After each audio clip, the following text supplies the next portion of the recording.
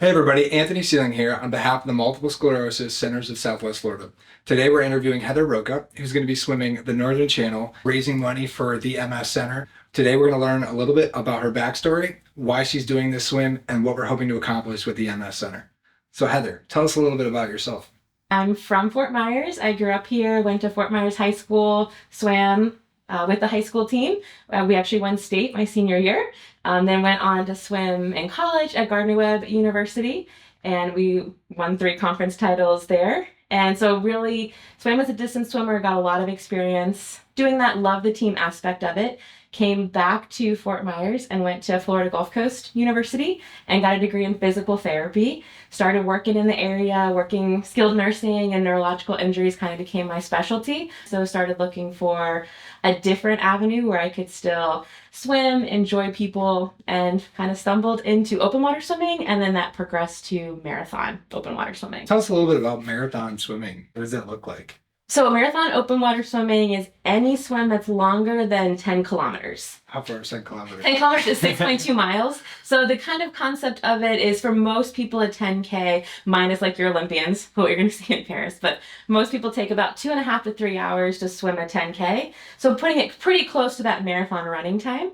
And then you can certainly keep going. So 10Ks are great. I've kind of fallen into almost more of an ultra marathons where we swim anywhere from 12, 15, 21, 45 miles. It's all based on the swim you're doing, and it's all open water. So it adds a lot of excitement to every swim. No swim's the same. It's incredible because anything over a mile I feel like is far distance for swimming. And then you said all the way up to 45 miles. Yeah, and people have gone longer. I believe the Guinness World Record is 104 miles, held by the amazing Sarah Thomas of Colorado. Will not be going for that. She can keep that record forever. She is amazing.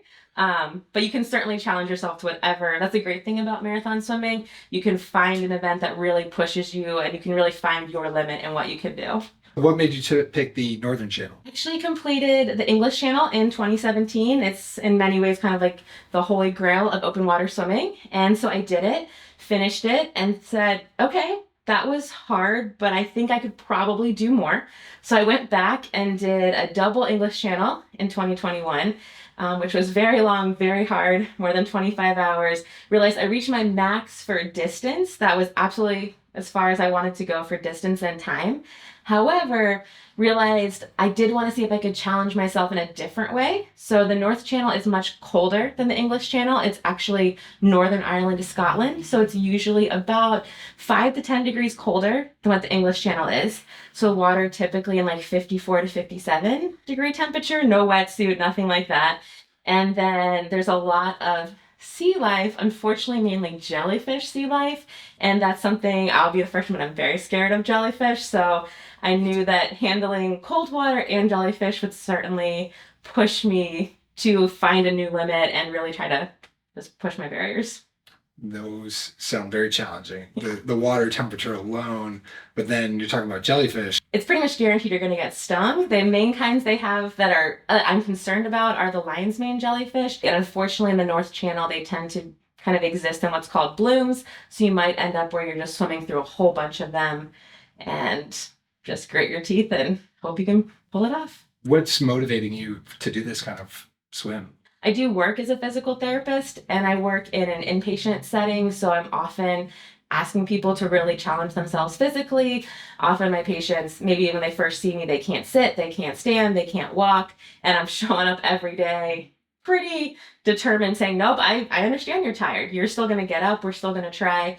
And I kind of got into the headspace of if I'm going to ask someone to do that, I need to hold myself to the same accountability. So with the MS Center, have you worked with folks that have MS, and do you see some of the similar challenges for them on a daily basis? So I've certainly seen people with MS, both in inpatient rehab, often where something else has happened. Maybe they've had a fall or they've gotten sick and they're not strong enough to come home. I've also seen them in an outpatient setting where for many different reasons, they might not be as mobile and they're coming in and just trying to get some independence back.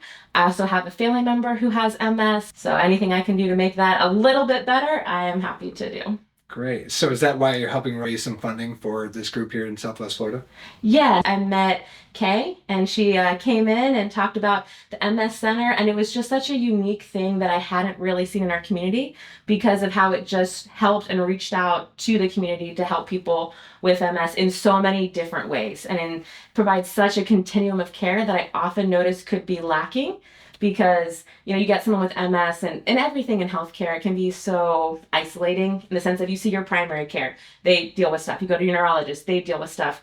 Maybe you're having some difficulty in equipment, maybe you see an orthopedist. It's just very segmented, and this way the MS Center, I was just blown away by how much they did to address the entire person through exercise classes, art classes, support groups, doing case management to make sure no one was falling through the cracks, being able to provide equipment, because as a physical therapist I know how astronomically expensive certain types of equipment and lifts are that are essential to keep someone at home, being their most independent, keeping their caregivers healthy, keeping people out of facilities. And working in a skilled nursing facility, I'm very passionate about keeping people at home as long as they can. And the MS Center just blew me away with how they treated the entire person, not just focusing on one thing. So reached out to Kay when I decided North Channel and said, what can I do to help? Do you have a goal with Kay on how much money you want to raise for the MS Center? Well, when I reached out to Kay, she had mentioned that the MS Center had really run out of funds for the disaster relief program. And I was obviously living here when Ian came through, and I was living off Island Park Road and saw the ultimate devastation that Ian caused with flooding, people being displaced, and then thinking of people who now also have a disability they're living with, compounding on the stress that even an able-bodied person is having to deal with. And so, reached out to Kay and we decided let's try to see if we can raise $25,000 to kind of replenish that relief fund if and when the next hurricane comes through, just knowing that people can have a safe place to go and hopefully just have some of the stress, if there is another huge displacement, some of that stress can be taken off their shoulders and know that there's a community here that can help support them. That's awesome what you're hoping to accomplish, and hopefully everybody out there will contribute and see the success of that. Cool. Anything else that you want to share with us about your swimming journey or with the MS Center? I love the MS Center, so even if people can't donate financially, if you want to reach out to Kay, get involved, volunteer, it's such a great thing to have in the community to see, again, people not being limited by a disability, but having a center that can just help lift people up to just maximize their life. Well, you can visit the website if you want to donate to this great cause. Heather, it's been great speaking with you today, and can't wait to see what comes of your swim. Thank you. You too. Yeah, best of luck. Thank you.